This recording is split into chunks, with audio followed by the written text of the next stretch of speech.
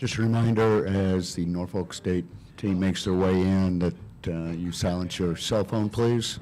And also no flash photography is allowed during the press conference. Norfolk State locker room is open for the next 30 minutes as well. So if you'd like to go down there and chat with some of the other student athletes, you're more than welcome to do so. So our fourth and final team today is the Norfolk State Spartans. Spartans are the number 16 seed in the Greenville 1 region. They went 26-6 overall this season, 11-3 in the MEAC. They earned the automatic bid to the NCAA tournament by winning the MEAC conference tournament. Spartans are led by head coach Larry Vickers. He is in his 8th season at Norfolk State. And we are joined today by Coach Vickers and student athletes Camille Downs and Deja Francis. Coach, if you would, please make an opening statement, and we'll open up for questions. All right. Good afternoon. Well, you know, there's nothing, I guess, other to say than we're excited to be here. We worked really hard for this opportunity all year. And, you know, being from a one-bid league, that puts so much pressure on 1 week of basketball. You know, we have a pretty complete team, some bench depth, starting five. I think pretty much everybody on our starting five is led a game in scoring this year. But, you know, when you get to a tournament format, you never know. But, you know, so our first 2 games, I felt like we kind of dominated them in our tournament. And then our championship game, we worked really hard, made some free throws down the stretch, and it got us to this point. With that, we'll open up for questions just for the student athletes first, if you would. And Jeremiah's got the first one. Yeah, for both of you guys, you're watching Selection Sunday, and you guys see that you're matched up against, you know, the defending champions. Just what are you guys kind of thinking about when you see you get that opportunity to play South Carolina? Deja, you want to go first? Okay. Well, pretty much just thinking it's just a blessing, all in all. Just thinking how hard we're gonna have to work to, you know, pull off whatever we can going into this game. Camille? I was kind of disappointed watching the bracket, but, you know, just thankful to be here. You know, not a lot of teams get the opportunity to play against the number 1 team in the country. Well, Dawn Staley, too, getting recruited or getting scouted by her. So I'm just very thankful to be here. Joe? It's kind of a whirlwind week for you guys to be able to play in the championship game of your conference, and then all of a sudden it's Selection Sunday. It's traveling, it's trying to get some scouts in. What have the last few days been like for each of you trying to mentally prepare for going from a championship winning week to now getting ready to tackle the NCAA tournament? Camille, why don't you go first? We've been mentally prepared since the tournament started, since our regular season tournament started. But yeah, we just continue to do what we do in practice every day, keep each other's confidence high, and yeah. Well, I'll say for me, it's kind of been unreal knowing, like, where we've all came from to get to this point is just kind of super emotional as well, but thankful nonetheless. Pete? For both of the players, it's been a while since Norfolk State was in the NCAAs. Coming into the season, was there a belief that this team was an NCAA team, or did that develop as the season went on? Deja? Oh, nah, for sure. Coach OV instilled that in us from the beginning. We was gonna win 3 championships, and now we did. So since last year, when we were the runner-ups, we knew what we were coming into the season to do. Yeah, piggybacking off of Deja, from what happened last year, we know what we wanted to do this year and how far we wanted to get, and we made it happen, you know, manifest throughout the whole season, worked hard, and now we're here. Joe? I guess talking from the perimeter perspective of the game coming up tomorrow, where do you feel like you're able to match up well with South Carolina's guards, and where do you feel like you're able to maybe impose your style of play when it comes to matching up with the guard play? Camille?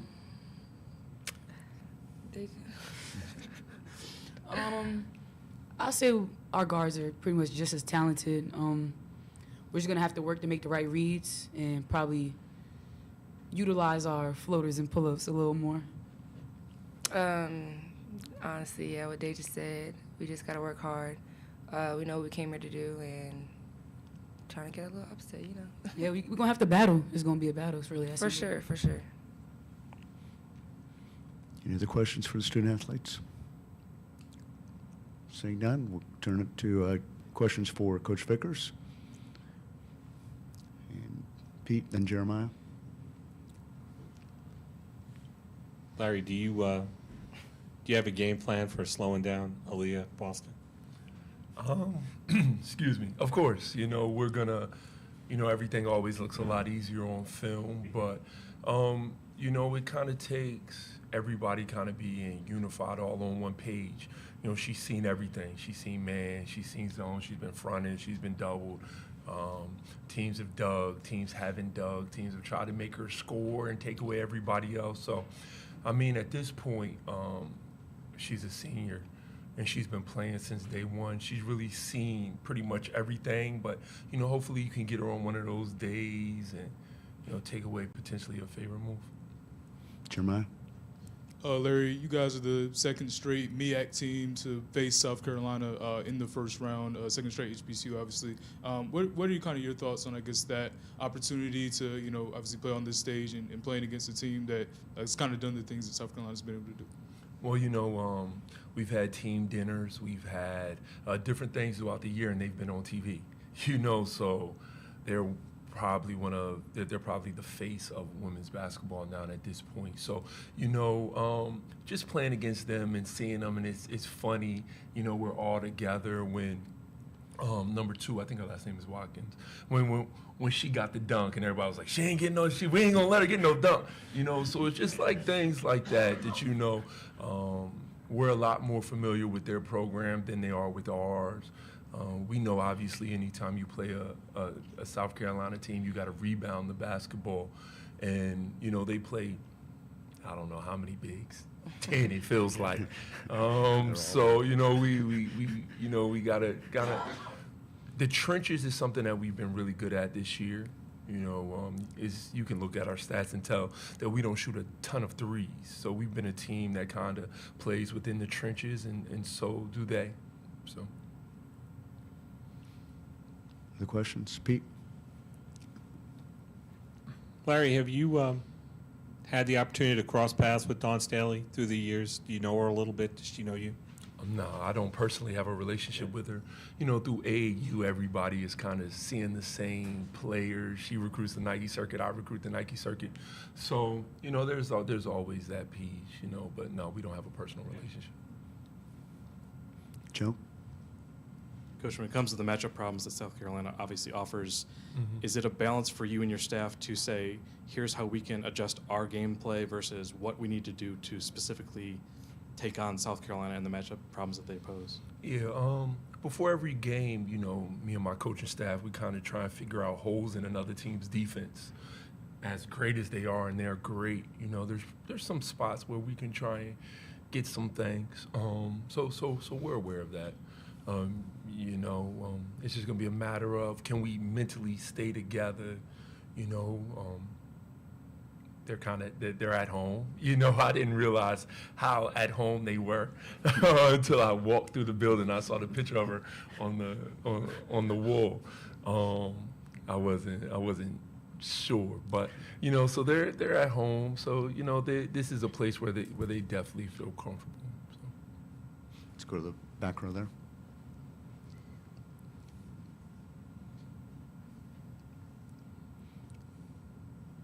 Chantel Powell, HBCU Game Day. Apologies if this has already been asked, but you played the 2 HUs this year who've obviously had some experience against South Carolina. Were the coaches able to tell you anything? Did anybody give you any tips from that? No, I didn't call anybody. They play a completely different style than we do. And then Terrell, who's at the North Carolina A&T coach, he played them during the COVID years. So, it's our teams are generally regionally pretty close to this, and so they generally send us here for the number 1. And then just how do you kind of go into this preparing with having a younger team and then, this being the first since 2002? What does the preparation look like for a team like y'all? Well, one, we want to embrace the moment and enjoy this opportunity. no, we are the best team in our league this year, but a couple bounces go left, and then the best team isn't here. So, that's why it's been so long. So, we want to enjoy this opportunity. We want to take advantage of playing on the main stage. I do play 5 or 6 sophomores a lot, but these are our 2 all-conference first-team players. They're going to have to be emotionally locked in, ready to play tomorrow. And, kind of just from there, we're just going to play it media by media. I've kind of been here in a different capacity. I was just telling my team, like, hey, I was a part of the biggest upset on the men's side from Vegas when Norfolk State beat Missouri in 2012. I was an assistant on that staff. And, you just got to take it media to media, media to media, media to media, and don't keep looking up at the score. And, we're doing that. We could try and win the game. Within the game, we'll have different game goals, to where it's not necessarily we're looking to go 80 to 79 or whatever that case might be. We're going to try and win every media. We have a number that we're going to try and win, but it's a game within the game as well. These ladies have aspirations to play overseas, and they're more than good enough. They're really good basketball players. So there's nothing better than a film that you can send against the #1 team in the country, to help them get the money that they deserve. Pete? Larry, did you see the drive from this team after their runner-up finish a year ago, that they wanted to complete what they couldn't a year before and get where you are now? Well, I'll tell you, last year we had 2 players returning back from ACL off of COVID, and I brought in 10 new ones. So last year we were a little ahead of curve. We were a little ahead of the curve, and I wasn't sure how the year was going to go. Now, we should have won that championship probably, or we could have rebounded the ball a little bit better. We played 4 guards last year. And then, in a tournament format, you got to rebound the basketball. So we played a lot of 4 guards. This year, we went and got Kiara Wheeler, who was the most outstanding player in our tournament, averaging 16 and 9, and Sky Robinson. And both of them really kind of anchored what we already had. Other questions for Coach? We're good? All right, the locker room remains open for how long? About 15, 20 more minutes. So, all right, good luck tomorrow, Coach. Thank you. Yeah, same.